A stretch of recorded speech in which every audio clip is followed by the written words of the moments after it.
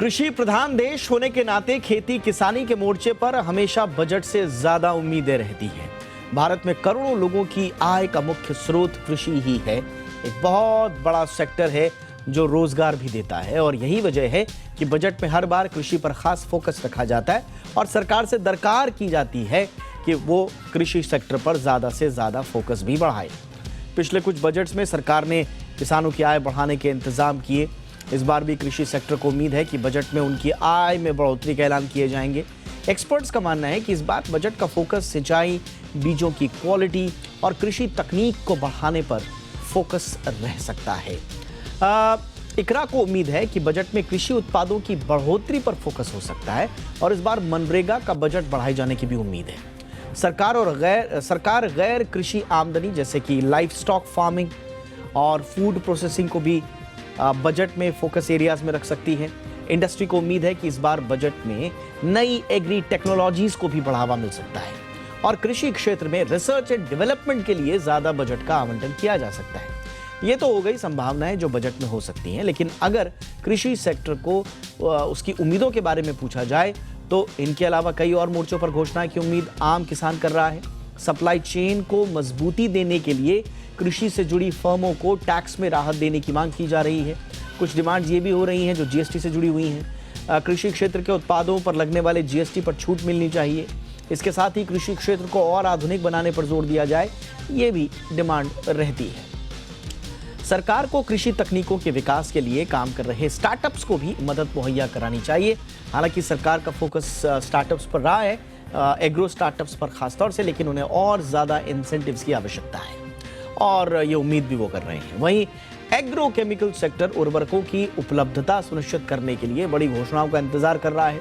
इसके अलावा कृषि क्षेत्र में आउटपुट बढ़ाने के लिए अलग अलग प्रोत्साहन जैसे कि प्रोडक्शन लिंक्ड इंसेंटिव यानी कि पीएलआई की भी जरूरत है। ऐसे में उम्मीद ये भी है कि सरकार मिनिमम सपोर्ट प्राइस यानी कि एमएसपी में भी कुछ अहम बदलाव प्रस्तावित कर सकती है, लेकिन क्या ये आसान होगा? क्योंकि जब सरकार कृषि से जुड़े कोई फैसले लेती है तो बीते सालों में हमने देखा है कि धीरे धीरे जब इस तरह के कृषि से जुड़े हुए फैसले राजनीतिक रूप लेते हैं तो फिर वो एक बड़ा डेडलॉक भी अपने सामने उसकी भी आशंकाओं को लेकर आते हैं। तो फिर क्या करेगी सरकार? इस पर बातचीत करने के लिए हमारे साथ बहुत खास मेहमान जुड़ चुके हैं। हमारे पास ईवाई इंडिया में गवर्नमेंट एंड पब्लिक सेक्टर के लीडर अमित वात्सायन हमारे साथ जुड़ चुके हैं। अमित जी, बहुत बहुत स्वागत है आपका हमारे शो पर।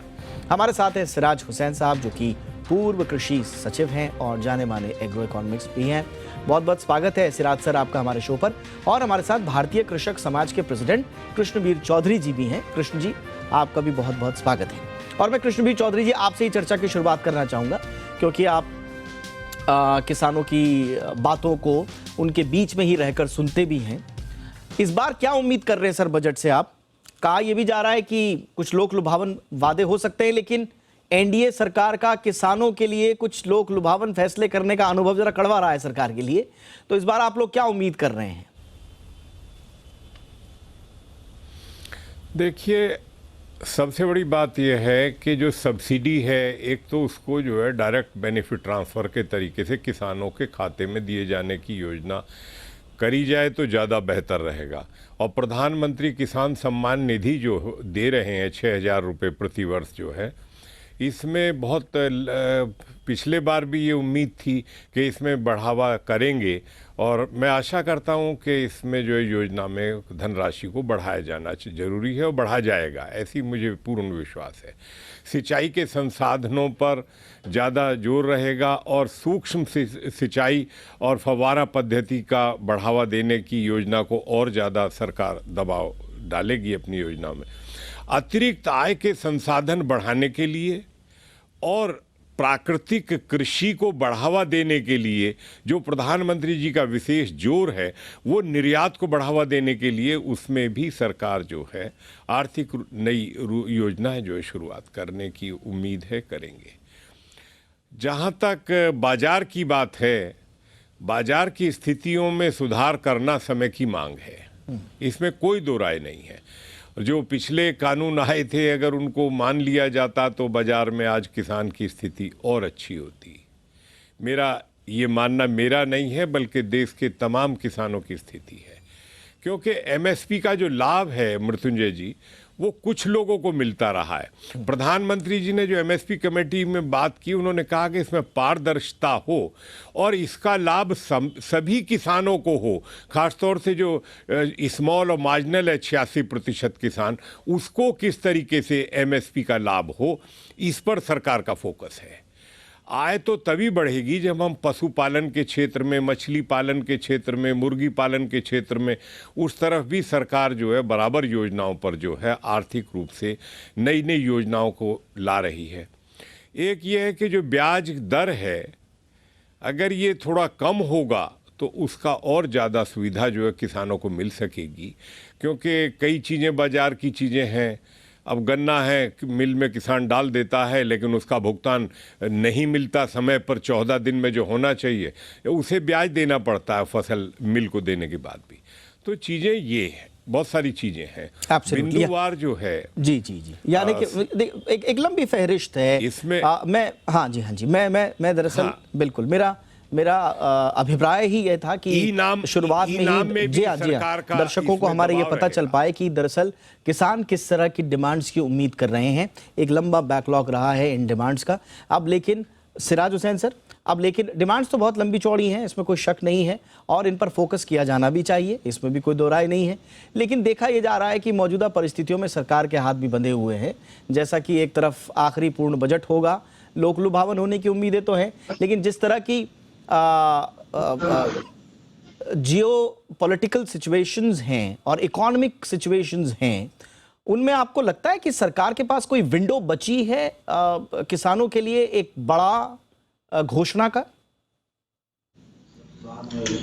मैं समझता हूं कि गवर्नमेंट की फिस्कल स्पेस बहुत लिमिटेड है और गवर्नमेंट के एक्सपेंडिचर के कमिटमेंट्स कुछ दूसरे क्षेत्रों में भी काफ़ी ज़रूरी हैं। मिसाल के तौर पे हमारा डिफेंस एक्सपेंडिचर, मैं समझता हूं कि इस साल as a percentage of GDP हम पिछले सालों के मुकाबले में हायर एलोकेशन उसमें देखेंगे। तो मुझे नहीं लगता कि कृषि क्षेत्र में इस साल बहुत बड़ा एलोकेशन में इजाफा होने की उम्मीद हम करें, लेकिन हाँ, उसके बावजूद कई चीज़ें ऐसी हैं जिसमें हम देख सकते हैं कि गवर्नमेंट कुछ अनाउंसमेंट ऐसे करे जो कि किसानों को बेहतर दाम दिला सकें, उनको उनकी आय में इजाफा हो सके, जिससे कि जो सरकार ने वायदा किया था अब से 6-7 साल पहले कि हम किसानों की आमदनी दुगनी करेंगे, उस दिशा में कुछ तरक्की हो सके।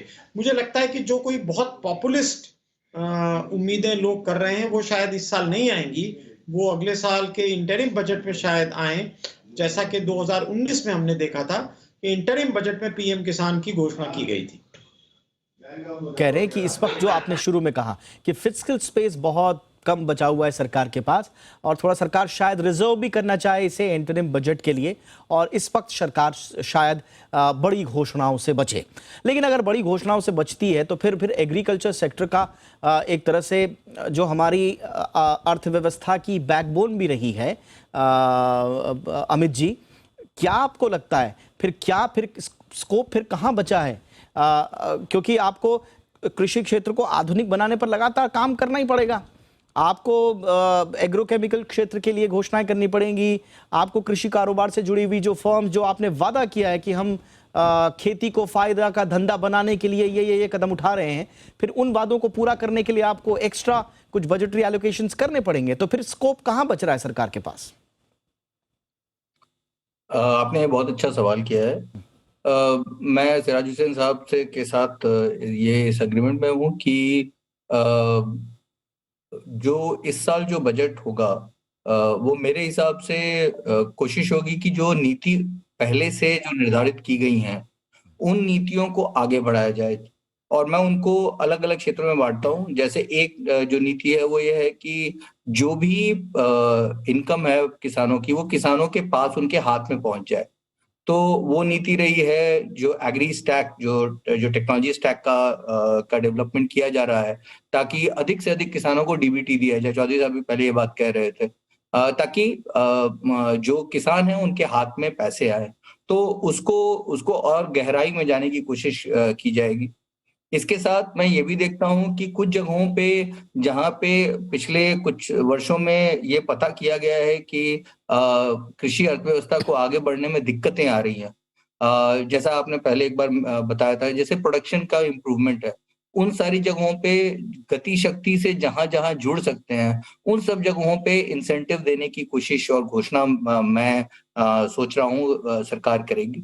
साथ में एक जलवायु बदलाव काफ़ी बड़ा विषय है जो कि कृषि को के ऊपर सीधे कृषि पे उसका असर पड़ता है।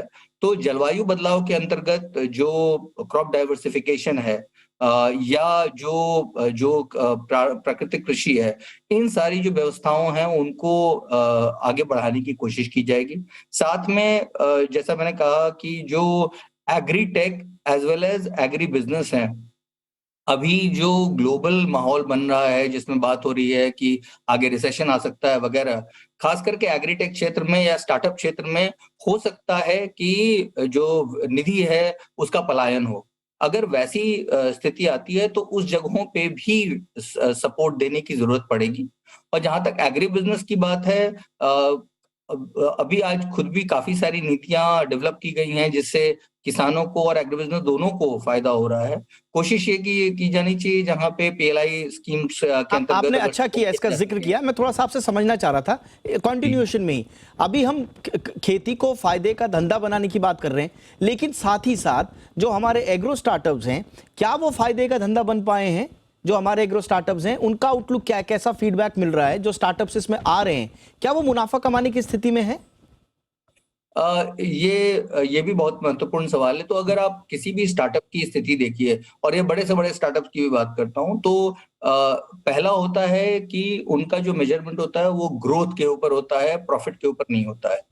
चूंकि शुरुआत में इन्वेस्टर जो भी लगता है स्टार्टअप के साथ, वो चाहता है कि वो मार्केट को कैप्चर कर पाए। Absolutely. तो उस स्थिति से अगर देखा जाए तो कई सारे स्टार्टअप हैं, जैसे स्टेला ऐप है, जैसे क्रॉपिन है, कई सारे स्टार्टअप्स हैं जो कि काफी अच्छा कर रहे हैं अपनी ग्रोथ के हिसाब से।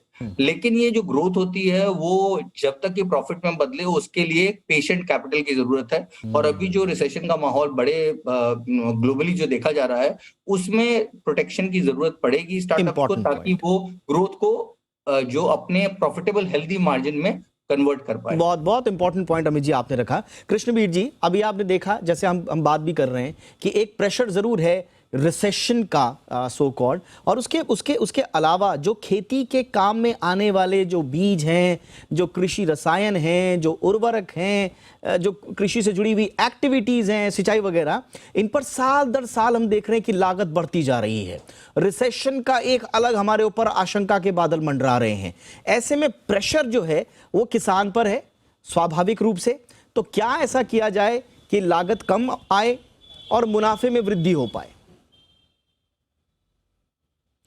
देखिए, जब तक हम इनपुट कॉस्ट कम नहीं करेंगे और प्रोडक्टिविटी नहीं बढ़ाने के लिए काम करेंगे, ये दो चीज़ें लिंक्ड है।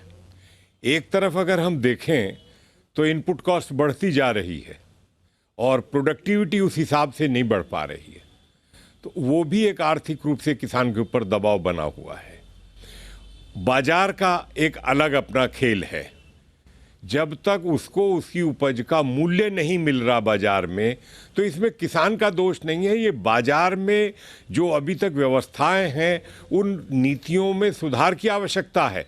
जब तक किसान को एफपीओ बनाने का उद्देश्य क्या है? सरकार का उद्देश्य बहुत साफ है। अभी जो 3 नेशनल लेवल का मल्टी स्टेट कोऑपरेटिव फेडरेशंस घोषणा की है, एक बीज के उत्पादन को बढ़ावा देने के लिए, दूसरा जो है निर्यात को बढ़ावा देने के लिए, और तीसरा जैविक उत्पादों को बढ़ावा देने के लिए, तीनों मल्टी स्टेट कोऑपरेटिव फेडरेशन बनाने का उद्देश्य है कि हम एक बड़ा इंफ्रास्ट्रक्चर जो है ग्रास रूट पर, जैसे इफ्को का है, उसको इसीलिए इन्वॉल्वमेंट किया गया, क्रेबको को किया, नेफेड को किया, एनसीसीएफ को किया, एनसीडीसी को किया। एम यही है कि हम इंफ्रास्ट्रक्चर को मजबूत करें। और इसमें मेरा ये मानना है कि हमें प्रोडक्शन लिंक सब्सिडी जो है वो किसानों को करनी पड़ेगी सहायता, और उसी से किसान जो आगे आएगा। जब हम डाइवर्सिफिकेशन की बात करते हैं, क्रॉप डाइवर्सिफिकेशन की, तो उसमें हमें बाजार की गारंटी भी करनी पड़ेगी।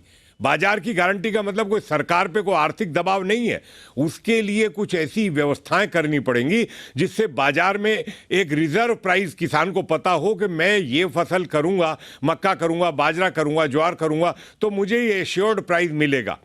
अगर डाइवर्सिफिकेशन करने का बिल्कुल हमारी साफ नियत है, और आज समय की मांग है, अंतर्राष्ट्रीय बाजार की भी मांग है, मानव स्वास्थ्य के लिए भी आज मोटे अनाज की मांग है। तमाम जो अच्छा जो व्यवहार कुशलता आज देखा है मोटे अनाज के बारे में, चीज़ों को समझा गया है, लेकिन किसान को डर यही है कि बाजार में उसका शोषण होता है। व्यवस्थाओं में, सिर्फ कानूनी व्यवस्थाओं में सुधार की जरूरत है बाजार में, और जब तक बाजार में सुधार नहीं करेंगे, बात उसमें सब्सिडी की नहीं है। सब्सिडी का लाभ भी सीधा, जितनी सब्सिडी हम दे रहे हैं फर्टिलाइजर पे, जितनी सब्सिडी हम इरिगेशन में दे रहे हैं, क्या हम ये सीधा पैसा किसान के खाते में दे रहे हैं? जिस दिन हम किसान के खाते में देंगे उस दिन उसको लाभ मिलेगा। आज उसको लाभ नहीं मिल रहा, पैसा जा रहा है, लेकिन पैसा कारपोरेट को जा रहा है, नाम किसान का है, योजनाएं किसानों के नाम पर हैं, बिल्कुल उनको उसका लाभ देना है। ये बहुत और वो बहुत लाभ बहुत जी, लाभ जी, बहुत वैसे जरूरी मिलेगा बात है। जैसे प्रधानमंत्री किसान सम्मान निधि के बाद। मुझे लगता है आपने इस बीच एक बहुत महत्वपूर्ण बात बोली जो बार बार कही जाती है कि भाई खेती का विविधीकरण के लिए कुछ सरकार करे, खेती में डाइवर्सिफिकेशन के लिए करे, लेकिन आपने एक इंपॉर्टेंट पहलू उसमें जोड़ा कि डाइवर्सिफिकेशन तो ठीक है, लेकिन बाजार की गारंटी भी जुड़नी चाहिए, और इसमें सरकार पर कोई अतिरिक्त दबाव नहीं पड़ रहा है, आप छोटे छोटे इनोवेशन से काम कर सकते हैं। लेकिन सिराज सर, ये पीएलआई वाला एक इंपॉर्टेंट एस्पेक्ट है जिस पर बात लगातार हो रही है, क्या सरकार के बकेट पे इस बार पीएलआई होगा?